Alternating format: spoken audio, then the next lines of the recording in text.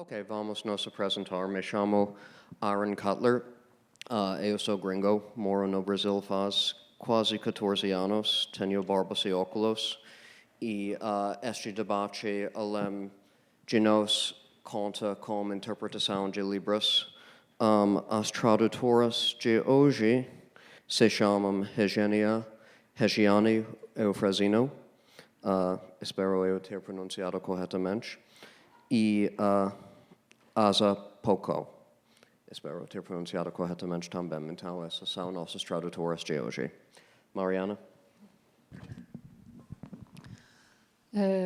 Bom, eu sou Mariana Scheller, sou uma mulher de 40 e poucos anos, cabelos parcialmente grisalhos, vestindo uma camisa azul e uma calça branca. E eu vou fazer uma breve apresentação sobre a história dessa sessão e passar a palavra de novo para o Aaron para apresentar o Richard. Bom, eu vou ler desta vez. Em maio deste ano, nós fizemos uma sessão dupla chamada Nascimento e Origem, Os Enganados e Diálogo Árabe-Israelense, na qual mostramos um filme sírio dirigido pelo grande cineasta egípcio Tufik Saleh e um filme americano do vanguardista judeu Lionel Rogozin, tratando do conflito palestino-israelense. Apesar de Os Enganados basear-se no romance Homens ao Sol, do emblemático escritor palestino Ghassan Kanafani, e Diálogo Árabe-Israelense basear-se em uma conversa entre o poeta palestino Rashid Hussein e o teatrólogo israelense Amos Kenan, os filmes e diretores eram, de certa forma, estrangeiros ao conflito.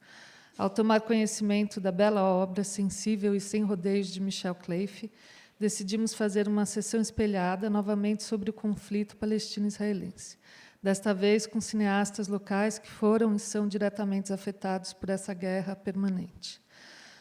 Buscamos como contrapartida à obra de Cleife dois filmes do cineasta dissidente israelense Avi Mograbi.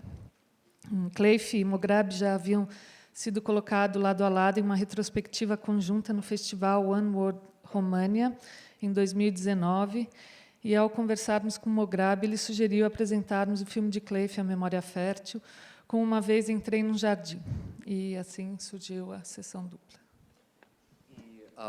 Aliás, o Mograbi era uma pessoa muito generosa conosco ao longo de todo este processo, sempre respondeu aos e-mails e respondeu a muitos e-mails, inclusive.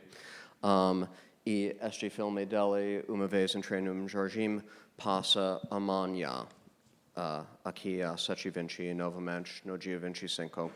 E, aliás, o curta dele, que passou primeiro nesta sessão, aguarde o soldado chegar, vou desligar agora, tem fortes ressonâncias com pelo menos 2 longas dele. Cenas muito similares às cenas do curta aparecem no longa-metragem talvez mais famoso dele, Vingue Tudo, mas deixe dos meus olhos, Avenge but one of my two eyes. E dos personagens da televisão, Ariel Sharon, também é protagonista. Dos primeiros longas-metragens de Mograbi, como eu consegui superar o meu medo e amar Ariel Sharon. Então, para quem tiver curiosidade, a partir deste curta, esses 2 longas são bons pontos de partida. Vou apresentar o Richard Penha. Difícil apresentar Richard Penha, mas também fácil, porque é simplesmente uma figura lendária na história do cinema. E não exagero com isso. Foi diretor de programação na Film Society of Lincoln Center, em Nova York, por 25 anos, e professor de cinema na Universidade de Colômbia por mais de 30 anos. Lecionou em diversas universidades nos Estados Unidos e no mundo inteiro. Já foi para o Brasil mais de 40 vezes. Inclusive está no Brasil este mês dando cursos em várias universidades. E talvez detalhe interessante é que justamente esta semana o Richard está dando curso sobre filme noir americano no UF Niterói. E ele deu palestra hoje de manhã, pegou voo para ir para São Paulo conversar com a gente. Ele vai pegar voo amanhã de manhã para voltar para o Rio falar mais sobre filme noir. Então, como temos pouco tempo, como Richard de tempo muito privilegiado, eu gostaria de dar a palavra para ele. Obrigado. Obrigado, Aaron e Mariana. Realmente um prazer de estar aqui de novo, aqui no Instituto Moreira Salles. Queria agradecer a Aaron e Mariana pelo convite para dizer algumas palavras sobre este filme tão importante, Memória Fértil, de Michel Khalifi. O cinema de mundo árabe, uma matéria que ensinei na Columbia University, também aqui na USP, oferece uma série de abordagens ricas e variadas do cinema. É claro que é um assunto imenso, porque o mundo árabe pode ser dito que se estende de Mauritânia até Iraque, abrangendo muitas culturas e entidades políticas nacionais. Como eu acho que muitos de vocês já sabem, por cerca de a metade da história do cinema, até mais ou menos 1970, o cinema de língua árabe foi completamente dominado pelo Egito. Embora houvesse alguns filmes mudos significativos produzidos por árabes, foi realmente com a chegada do som sincronizado que o cinema realmente começou a crescer no Egito. Uma característica que é compartilhada com várias outras nações, que vão de Turquia ao México. Parece que a capacidade de incluir som pré-gravado no espetáculo cinematográfico permitiu que os cineastas nacionalizassem o produto para distingui-lo de maneiras cruciais dos filmes europeus ou americanos. Ajudado pelo uso das estrelas do Rádio Cairo, como Kulthum ou Mohammed Abdel Wahab, conhecidos e amados em todo o mundo árabe, o cinema egípcio estabeleceu mercados para si mesmo em todos os países de língua árabe, bem como em comunidades estrangeiras de imigrantes árabes na Europa, América, África e Austrália. Na década de 50, ele exportava filmes regularmente adentro da região para países não árabes, como Irã e Afeganistão. O Egito continuou seu domínio até os fins dos anos 60, quando uma combinação de turbulência interna e a ascensão de outros cinemas de língua árabe o fez perder o controle sobre seus mercados estrangeiros. No início dos anos 60, vários outros cinemas de língua árabe começaram a surgir, cada um mais focado localmente. Líbano, Argélia, Tunísia, entre outros. Se o cinema egípcio clássico tem uma certa sensação de tamanho único, tentava evitar fazer filmes especificamente egípcios. Esses novos cinemas nacionais se concentraram em histórias locais, especialmente em torno daqueles que ofereciam imagens e histórias da história daquela nação aprovados pelos seus governos. Uma terceira fase, iniciada por volta de 1995, marcou uma ruptura com esse modelo nacional do cinema e uma nova ênfase nas visões de artistas individuais, não mais dependentes do apoio do governo local. Em vez disso, eles frequentemente dependiam de órgãos de financiamento internacionais ou ONGs. Esses cineastas não sentiam mais a necessidade nem a demanda de que eles representassem suas nações em seu trabalho, mas, em vez disso, representassem a si mesmos e suas experiências pessoais. Na cena final do filme Crônica de um Desaparecimento, de Elias Suleiman, um filme que era um dos filmes que marcou esta transição, o Suleiman dedica o filme citando, aos meus pais, a única pátria verdadeira. Esta ampla visão geral de produção cinematográfica no mundo árabe, deve ser dito, aplica-se apenas parcialmente, ao melhor, ao cinema palestino. As circunstâncias históricas e políticas únicas da vida palestina tornaram impossível seguir a trajetória que acabei de delinear. Enquanto outras nações árabes se lançaram em uma fase do cinema nacional dos anos 60, com a maioria dos filmes sendo produzidos por seus próprios governos, tais instituições eram muito mais tênues para um povo e uma nação lutando por reconhecimento. Um cinema distinto, feito por e para palestinos, parece ter surgido já nos meados dos anos 30, quando Ibrahim Hassan Sirhan, o dono de uma loja de câmeras, fez uma série de documentários sobre vários aspectos da vida na Palestina. Esses filmes se mostraram populares e frequentemente eram incluídos ao lado de filmes estrangeiros ou até egípcios em exibição nos cinemas palestinos. Os anos de guerra dessalarizaram qualquer desenvolvimento posterior, mas em 1945, dois jovens palestinos, George Zoabi e Mohammed Al-Jabari, anunciaram a criação do Palestine Studios, o que eles alegaram ser uma instalação cinematográfica da última geração aberta a produções locais e internacionais. Parece que pelo menos um filme foi parcialmente filmado em suas instalações, uma instalação temporária em um depósito, pois eles ainda não haviam construído o seu estúdio planejado, mas a Nakba, a desapropriação dos palestinos após a declaração de partição de Palestina, rapidamente pôs fim a esses planos. Pelos próximos 20 anos, até onde se sabe, não houve produção cinematográfica palestina dentro da Palestina histórica. Os palestinos eram ativos em outros cinemas de língua árabe. Por exemplo, os irmãos Lama, depois de trabalhar no cinema chileno por vários anos, retornaram à região e se tornaram produtores do cinema egípcio.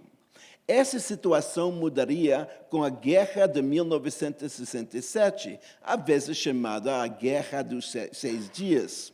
O impacto de derrota de Egito e seus aliados árabes por Israel teve um impacto enorme em todo o mundo árabe. Para os palestinos, veio a simbolizar que eles não podiam mais contar com outros árabes para concretizar a libertação de Palestina. Eles teriam que liderar a luta eles mesmos. Justo com o crescimento de grupos militantes como a Organização da Libertação de Palestina, o PLO, ou a Frente Popular para a Liberação de Palestina, surgiram novas unidades cinematográficas cujo objetivo não era apenas registrar a luta para reconquistar a Palestina, mas também alcançar, por meio do cinema, o público ao redor do mundo para tentar construir apoio para a causa palestina. Em meados dos anos 70, era possível encontrar em muitos campuses universitários dos Estados Unidos exibições de filmes palestinos, quase sempre acompanhados por palestrantes que respondiam a perguntas sobre os filmes e sobre a luta. Um filme que me lembro a ter visto se chamava A Chave e contava a história de um fazendeiro palestino que, apesar de ter fugido para a Síria e criado uma vida para si lá, ainda carregava no bolso a chave de sua casa na Palestina. A maioria dos filmes criados tinha caráter militante, às vezes registrando atividades reais de resistência. No final dos anos 70, esse movimento levou à criação de mais de 100 filmes, todos eles curtas e a maioria documentários. Quando o OLP estabeleceu sua sede em Beirute, eles reuniram todos os filmes que haviam produzidos, bem como alguns criados por outros grupos, no que esperavam que seria eventualmente o arquivo de filmes palestinos, que era mantido numa instalação refrigerada no terreno de um hospital. Quando os israelenses invadiram o Líbano em 1982, eles bombardearam aquele hospital e essa instalação refrigerada foi destruída. Apenas uma punhado de filmes sobreviveram. A grande maioria desses filmes militantes havia queimado. Ao longo dos anos, houve esforços para repor a coleção, usando algumas das cópias que realmente estavam em circulação internacional naquela época, mas, infelizmente, essa parte da história do cinema palestino provavelmente se foi para sempre. A obliteração dessa fase do cinema palestino coincidiu com o surgimento de um novo movimento entre cineastas palestinos. A maior parte do trabalho do cinema militante foi feito, em grande parte, por cineastas residentes na Palestina histórica ou em países próximos. Um novo fator que surgiu foi a contribuição de cineastas da diáspora. Muitos desses cineastas tinham frequentado escolas de cinema e também estavam familiarizados com as tendências internacionais do cinema. Além disso, a própria luta palestina estava mudando, com uma nova ênfase na possível solução diplomática para a situação do povo palestino.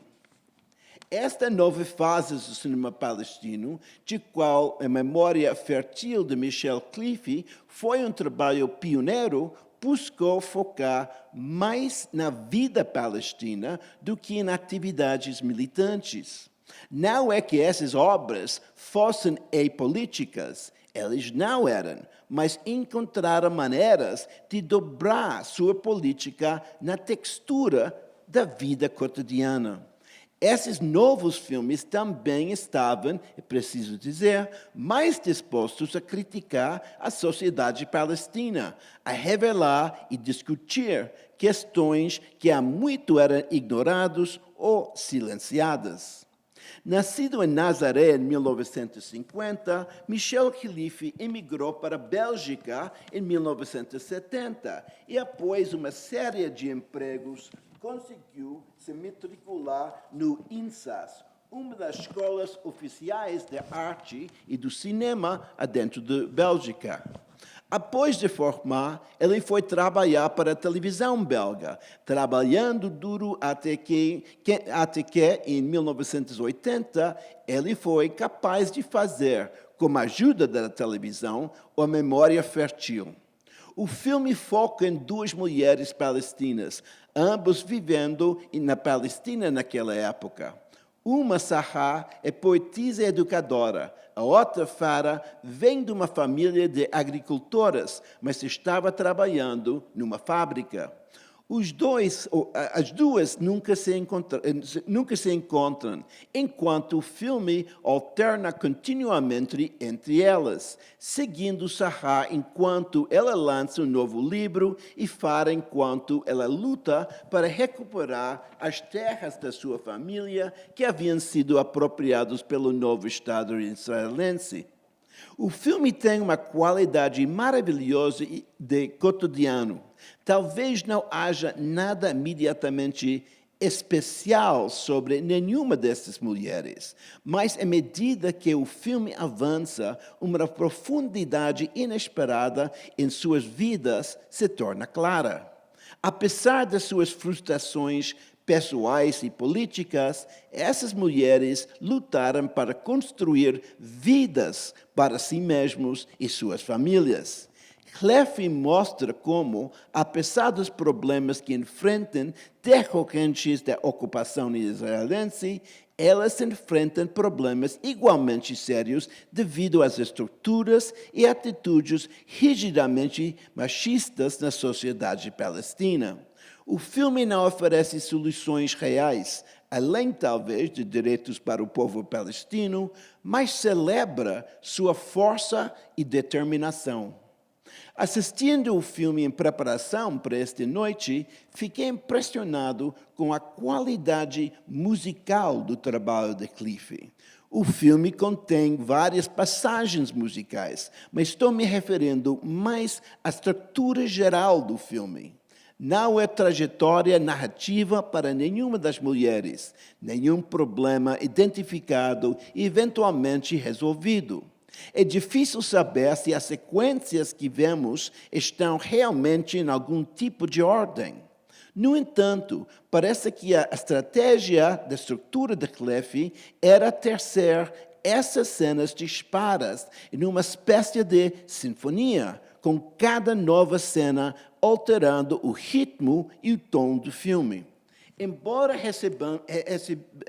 recebamos informações sobre a vida dessas mulheres, bem como sobre a história e a sociedade palestina, o efeito geral do filme, para mim, parece mais lírico, mais poético, uma expressão da textura das vidas palestinas, em vez de um relatório jornalístico sobre elas. Lembro-me de quando o filme começou a circular no início dos anos 80, havia aqueles que professavam decepção por o filme não ser mais raivoso, mas as escolhas de Cleffi para seu filme me parecem hoje mais do que nunca perfeitas. A Memória Fértil foi para muitos uma primeira chance de ver a Palestina e as palestinas de uma perspectiva de um palestino. Obrigado.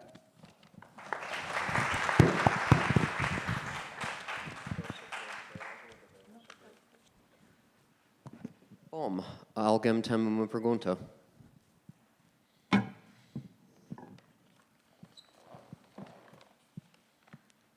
Por favor. Temos microfone.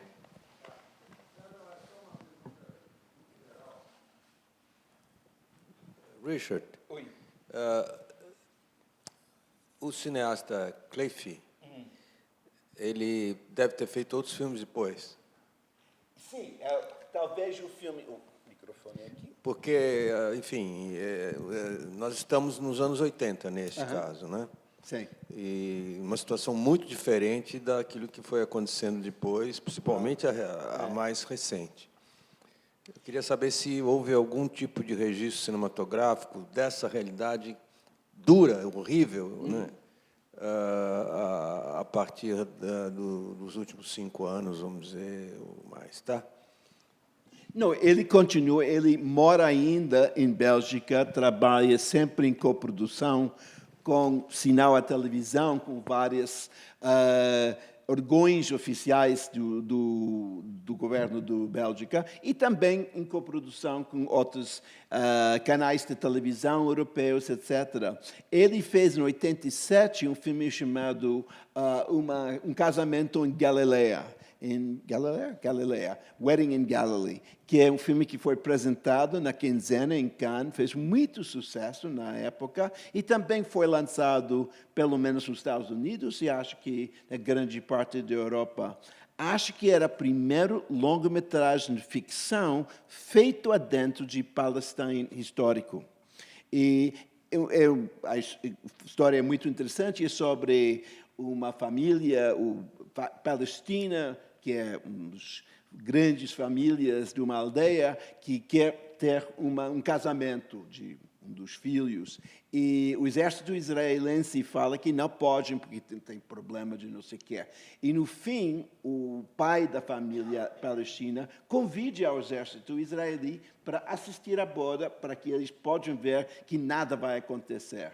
E é muito interessante ver a interação entre o exército e também, obviamente, a população palestina, que vai desde jovens que querem atacar os soldados e outros que formam uma pequena relação, talvez. Também é um filme que tem uma consciência das divisões dentro da sociedade israelense em termos de população Ashkenazi, isso é a população dos judeus que vêm da Europa do Leste, e a população Sefardi, que são judeus que vêm do Meio Oriente, bom, descendentes talvez de os judeus, não todos, expulsos da Espanha.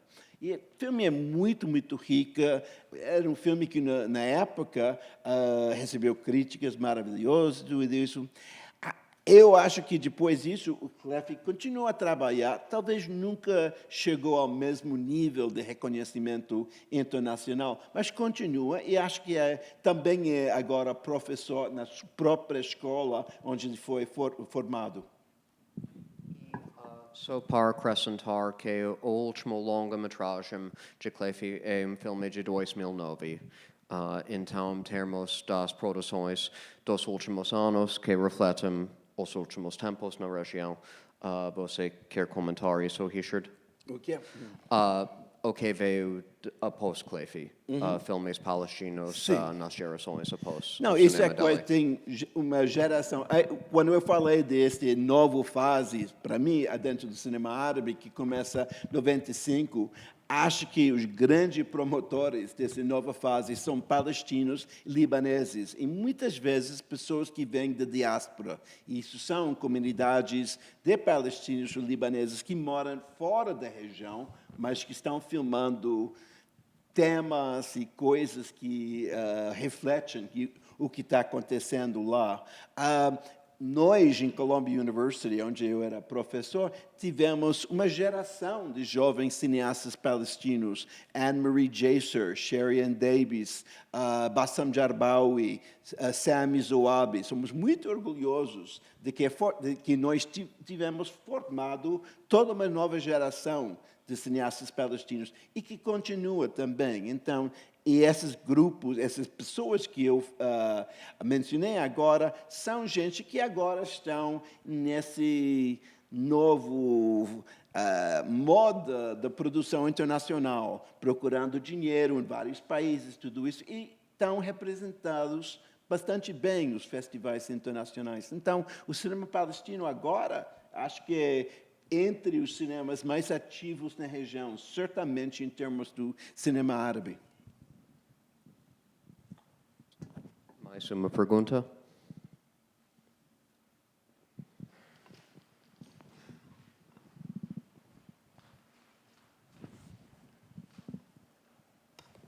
Olá, professor. É uma pergunta, assim, uma curiosidade, por que ele emigrou para a Bélgica? Teve algum movimento, ou é uma coisa pessoal, assim? Tem algum motivo? Devo confessar que não sei, mas sabe que teve uma longa tradição. Michel Khlifi, como vocês talvez sabem do nome, é da comunidade cristã. E teve, desde século XIX, uma tradição de que jovens das comunidades cristãs, não só das comunidades cristãs, mas, em geral, talvez a maioria, de Egito, de Síria, de Líbano, tiveram a oportunidade de ir a outros países e receber becas para estudos, tudo isso. Isso já começou, sobretudo com França, 1850, por aí. Então, imagino que Clef fez isso. Além do que acho que ele chegou à Bélgica e fez vários trabalhos para ganhar a vida antes de que ele entrou na escola de cinema. Em termos bem literais, ele tinha primo lá que morava na Bélgica na época, então o primeiro encontro dele com a Bélgica foi por causa de uma visita que ele fez ao primo, mas sempre era uma pessoa impulsionada pelos sonhos e inicialmente queria se estabelecer na Alemanha para trabalhar na Volkswagen como mecânico, mas Bélgica acabou aparecendo muito mais interessante para ele. Acho que um aspecto interessante deste filme é quando a Farah, a mulher que era agricultora, fala de, isto aqui, depois ele foi ao Líbano, mas depois voltou, e foi com a família depois aos Estados Unidos, e eles voltaram para o casamento, e quando voltaram, eles trouxeram com eles o resto da família. Se tem a ideia de essa diáspora, como a diáspora é parte do mundo dessas pessoas, tem primos, parentes, amigos que moram em várias partes do mundo, que é resultado da realidade dos palestinos. Isso porque muitas pessoas que eu mencionei, nossos alunos da Colômbia, foram elevados em várias partes do mundo, mas queriam fazer um cinema palestino. Também acho interessante observar que, apesar dele viver na Bélgica, a grande parte da filmografia dele foi feita na Palestina e olhando para a Palestina, e também em diálogo com o irmão Jorge Cleif, que era o coordenador de produção de todos os filmes dele e de muitos outros cineastas também palestinos. Detalhe interessante sobre o George Cleify, que novamente é a voz do telefone, no curta de Ave Mograbi, e que ele também acabou escrevendo importante livro sobre o cinema palestino, em coautoria com uma professora israelense chamada Nurit Gertz, e livro que se chama algo do tipo Palestinian Cinema, Landscape, Trauma and Memory, o cinema palestino, paisagem, trauma e memória. Então, George Cleify acabou virando não apenas alguém que trabalhou a favor do cinema palestino no sentido de impulsionar e ajudar produções de filmes palestinos, mas também historiador do cinema palestino, trabalhando sempre dentro da Palestina, enquanto sem Michel morava na Europa, sem nunca sair da Palestina de fato. E algo que não está dito no filme, mas detalhe de interesse que Farah Hatoum é a tia do Michel Cleify. Então, o que está sendo mostrado no filme não são apenas duas mulheres, mas também duas relações que o Michel Cleify tem com a Palestina. Com a Farah, ela tem uma relação familiar, uma relação afetiva, e com a Sahar, ela tem uma relação intelectual e uma relação impulsionada por isso de ideias e sobre o que a Palestina poderia ser. Interessante que ele só fala a Sahar, ele nunca fala a Farah, nunca temos o voice-over dele perguntando a ela qualquer coisa, mas Sahar várias vezes durante o filme, ele faz perguntas a ela.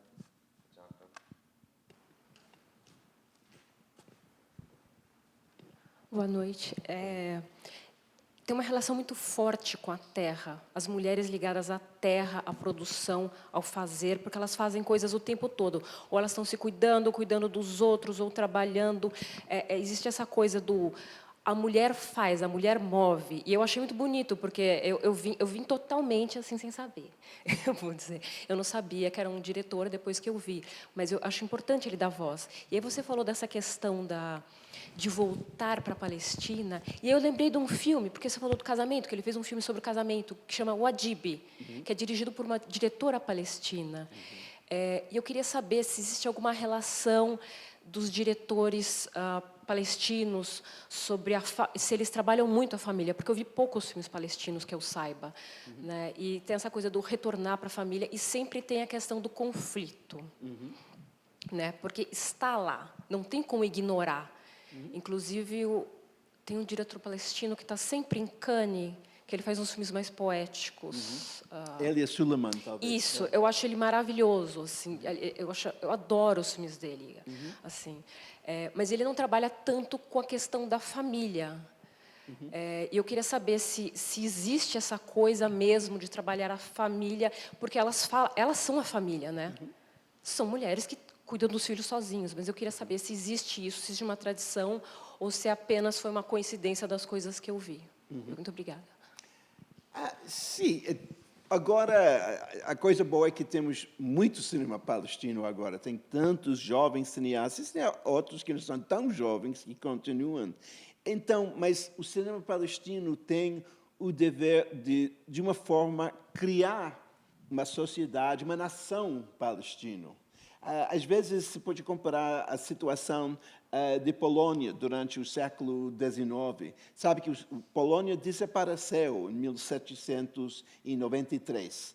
Foi dividido entre Áustria, Prússia, que era a Alemanha, e Rússia. E durante todo o século XIX não existia, mas existia nas artes. As artes eram riquíssimas nesse século. Então, era através de cultura e arte que Polônia continuou. E acho que nós podemos falar um pouco disso também com os palestinos. E isso é porque, por exemplo, esse grupo cantando é tão importante, pois estão continuando uma tradição, uma coisa que ainda existe. Então, dessa forma, acho que a ideia dos cineastas é de criar um palestino no cinema, que seria o palestino, talvez, que não existe nesse momento na Terra, mas pode existir no espírito e também nas imagens.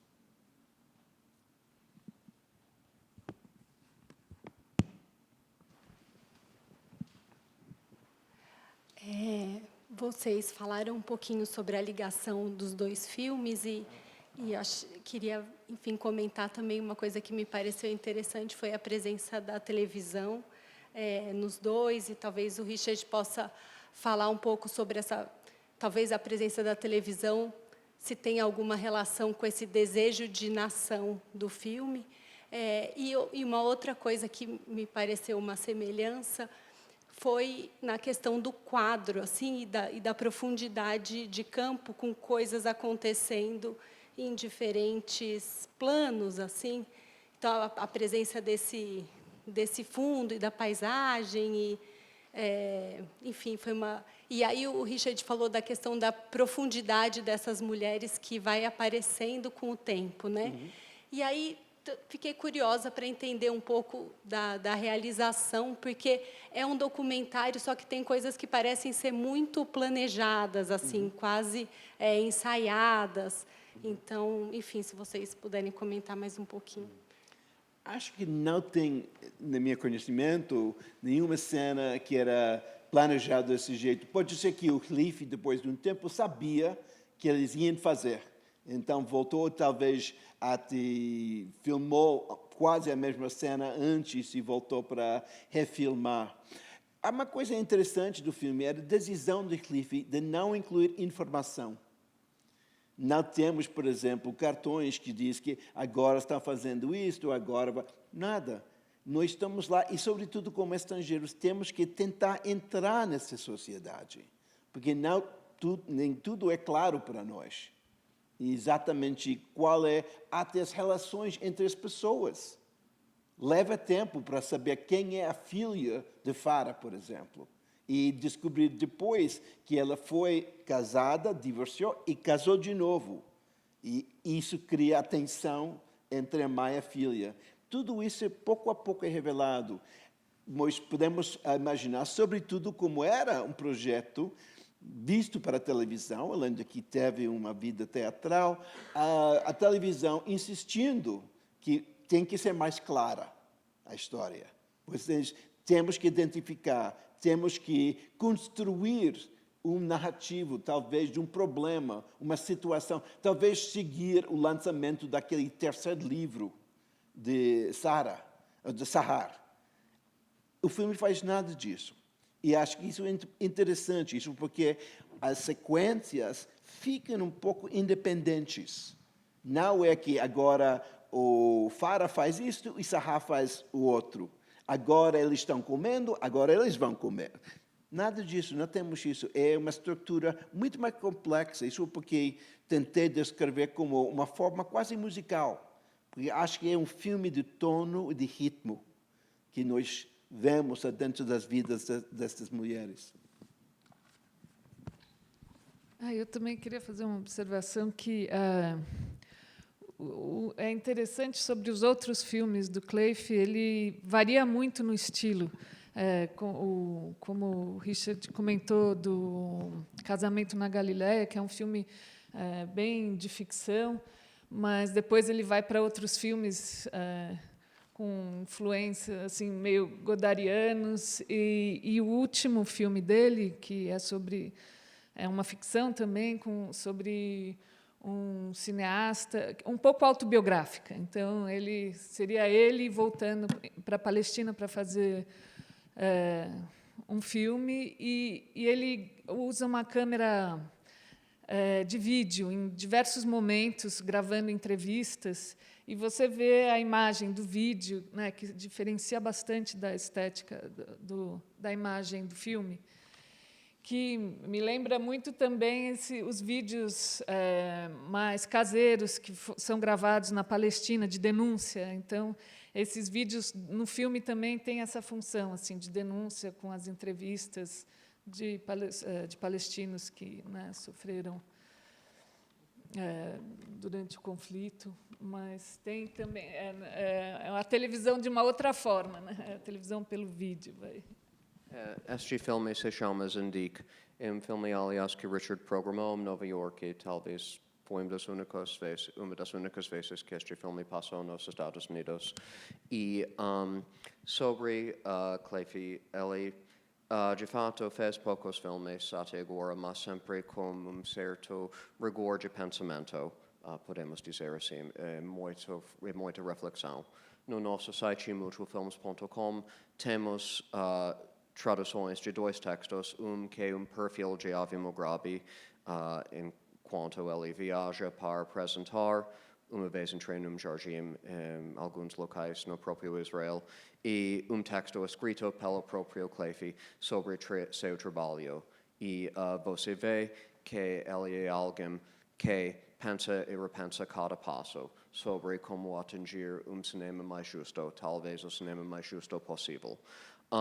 Detalhe de interesse sobre a memória fértil em termos da questão de encenação é que o tempo de produção do filme, o tempo que Clay e sua equipe passaram filmando na Palestina, foi de 6 semanas, 42 dias. Ou seja, é dobro do tempo que é comum para as filmagens de documentário.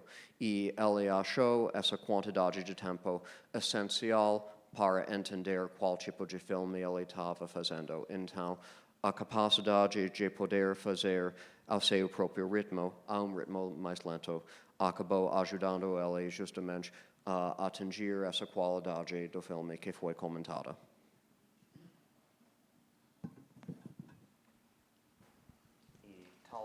Talvez essa seja a última pergunta, por questões de tempo.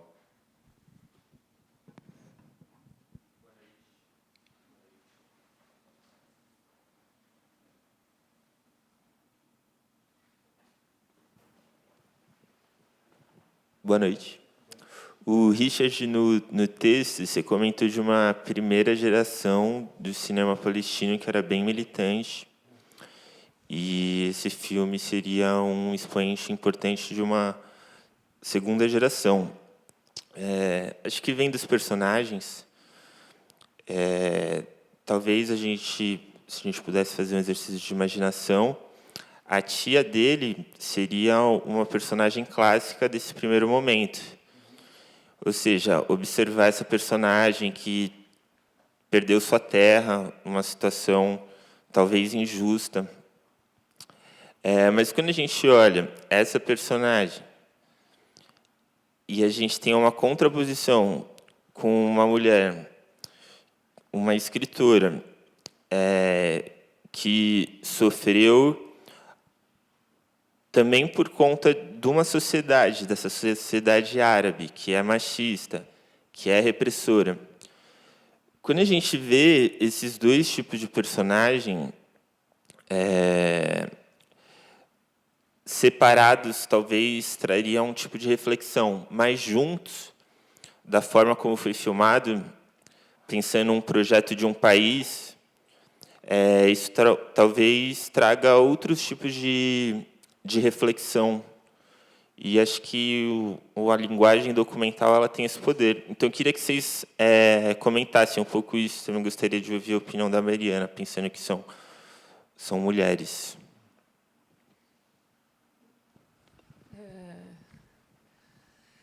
Eu acho, não entendi muito bem a questão, mas assim, comentando sobre a questão das mulheres no filme, né?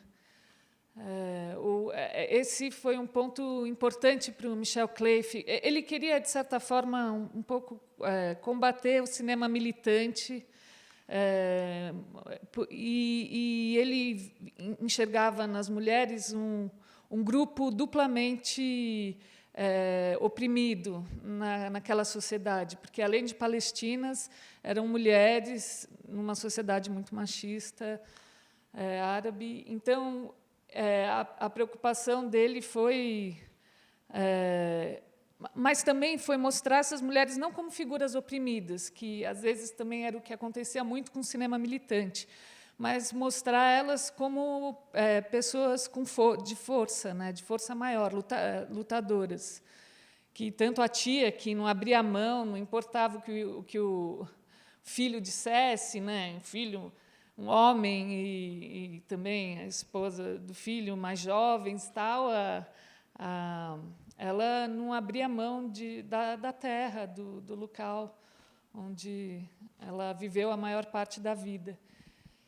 E a Sahar, e a escritora, o que é interessante também sobre ela é que ela teve uma carreira muito incrível. Assim, inclusive, ela montou uma organização de ajuda às mulheres palestinas, que existe até hoje, escreveu diversos livros que foram traduzidos para várias línguas. Ela é uma figura bem importante no trabalho para a mulher palestina.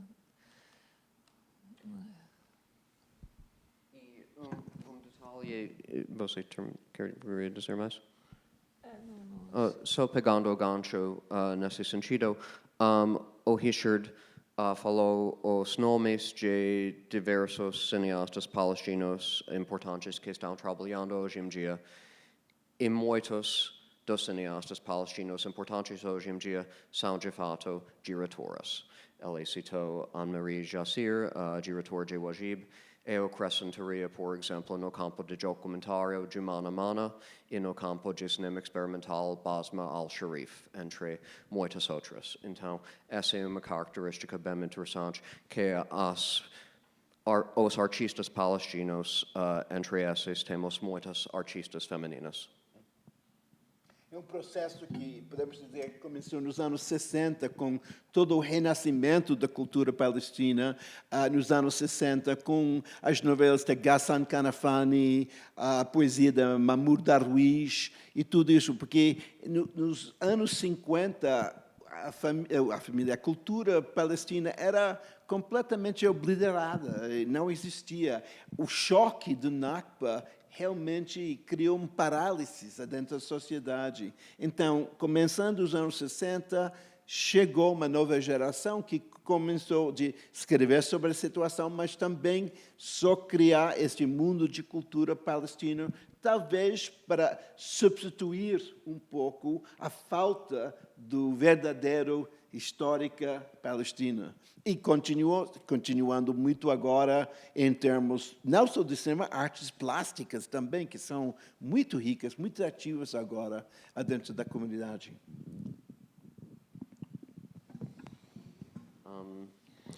Você queria dizer mais alguém?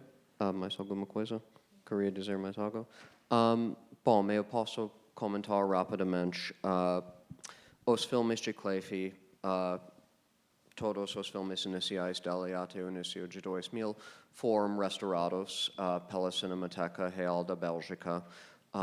Por serem coproduções com a Bélgica, ele conseguiu guardar os negativos em 16mm e 35 na própria Cinemateca. Então, a partir de 2017, ele conseguiu estar presente para a supervisão dessas restaurações que a gente está passando. Inclusive, tem filme restaurado de Clayf que vai passar amanhã, É filme de 30 e poucos minutos que vai passar junto ao filme de Ave Mugrabi, que se chama Malul Celebra Sua Destruição. E é projeto que inicialmente ele começou filmando, pensando que faria parte de A Memória Fértil. Mas, conforme ele filmou, ele chegou a entender, não, isso é outro filme. Isso precisa ser outro filme. E não vou dizer mais. Mais algo? Obrigado, boa noite.